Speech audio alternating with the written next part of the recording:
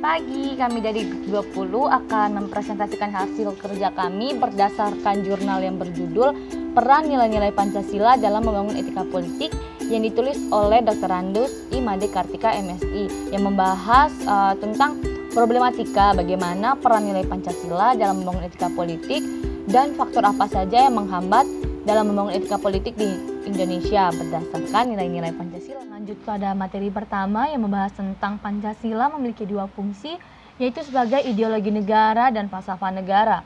Dan menurut Insinyur Soekarno, Pancasila itu adalah isi jiwa bangsa Indonesia secara turun-temurun yang terpendam lama oleh kebudayaan Barat.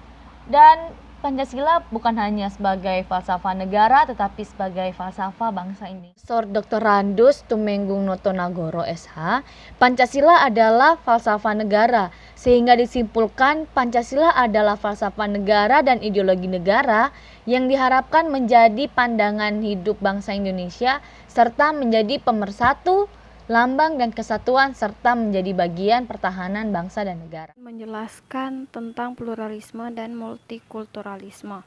Pluralisme terdapat perbedaan tetapi ada ikatan sebagai satu kesatuan, sedangkan multikulturalisme adalah istilah yang digunakan untuk menjelaskan pandangan seseorang tentang ragam kehidupan di dunia ataupun kebijakan kebudayaan yang menekankan tentang penerimaan terhadap adanya keragaman dan berbagai macam budaya atau multikultural yang ada dalam kehidupan masyarakat, menyangkut nilai-nilai, sistem, budaya, kebiasaan, dan politik yang mereka anut.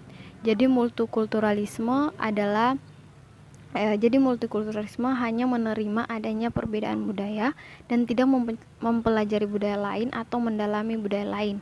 Sedangkan pluralisme menerima adanya perbedaan budaya lain dan mempelajari budaya lain yang gunanya untuk menghindari timbulnya konflik. Di sini saya akan menjelaskan tentang etika politik. Nah, etika politik menurut Suseno menuntut agar kekuasaan negara dijalankan sesuai asas legalitas dan juga terdapat penyimpangan etika. Penyimpangan etika sering terjadi dalam kegiatan politik dalam suatu negara, seperti aparat pemerintah yang mengesampingkan etika profesi dalam hal politik seperti korupsi, monopoli dan juga nepotisme.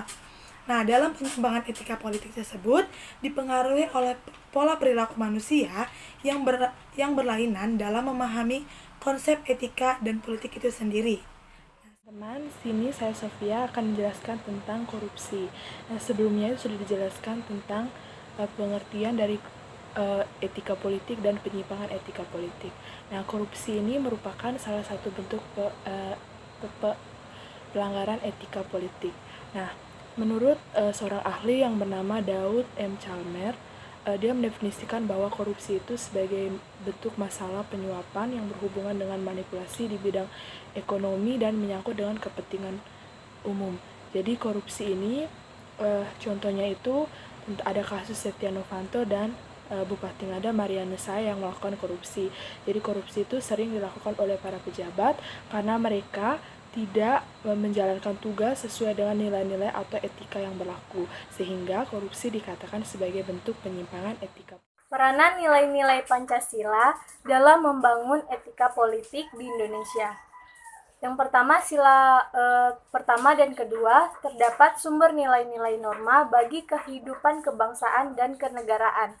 Sila yang ketiga, memiliki arti bahwa bangsa Indonesia perlu hidup bersama dalam suatu wilayah tertentu dengan suara, cita-cita, serta prinsip-prinsip hidup dengan kesejahteraan bersama. Sila keempat, negara berasal dari rakyat dan segala kebijaksanaan dan kekuasaan dilakukan untuk rakyat, sehingga rakyat merupakan asal mula kekuasaan negara.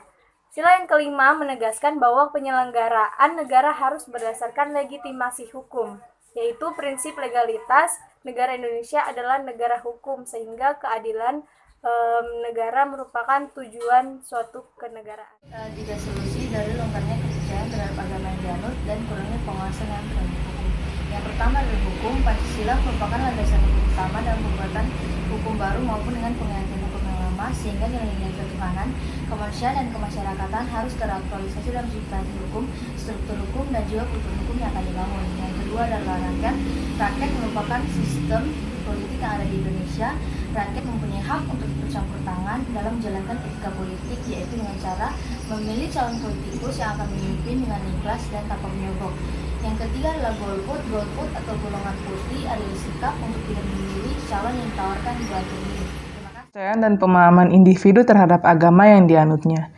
Indonesia merupakan negara yang sangat menjunjung tinggi nilai keutuhan dengan mengakui umat beragama, dan longgarnya pemahaman tentang agama terjadi karena pencapaian tinggi dari ilmu pengetahuan, sehingga ajaran agama yang awalnya menjadi panduan mulai hilang dan masyarakat cenderung meninggalkan nilai-nilai yang telah dianutnya tersebut. Lemahnya pengawasan serta penegakan hukum yang kurang tegas. Indonesia adalah negara hukum dan hukum yang mengatur dan menertibkan masyarakat. Hukum bersifat normatif, namun yang dapat menentukan kekuasaan masyarakat hanyalah yang mempunyai kekuasaan tertinggi di negara tersebut. Apabila seluruh aparat negara tidak mematuhi aturan yang berlaku, maka akan sulit untuk mewujudkan hukum yang tegas dalam kehidupan bernegara. Kenalkan, nama saya Siptulandari. Di sini saya akan membahas tentang dua topik pembahasan. Yang pertama mengenai ketidakpahaman dan ketidakmampuan masyarakat Indonesia memahami Pancasila sebagai konsep etik politik. Di sini masyarakat Indonesia mampu untuk menyebutkan nilai-nilai dari butir Pancasila. Namun yang menjadi persoalan, masyarakat Indonesia kurang menanamkan nilai-nilai dari butir Pancasila serta mewujudkannya dalam kehidupan sehari-hari. Ini yang menjadi persoalan dan penyimpangan dalam etik politik. Yang kedua mengenai krisis moral yang terjadi dalam lingkungan masyarakat Indonesia.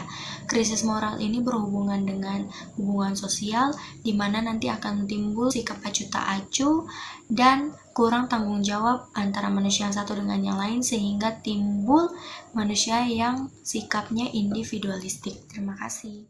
Nama saya Esther Pago. Di sini saya akan memberikan kesimpulan dari hasil presentasi yang telah dipresentasikan oleh teman-teman saya. Jadi, kita sebagai generasi muda, marilah kita mengetahui dan menjunjung tinggi kembali nilai-nilai Pancasila agar kita dapat menciptakan negara yang lebih baik ke depannya. Dan juga kita perlu menambah wawasan kita tentang nilai-nilai Pancasila. Terima kasih, sekian dari presentasi kami.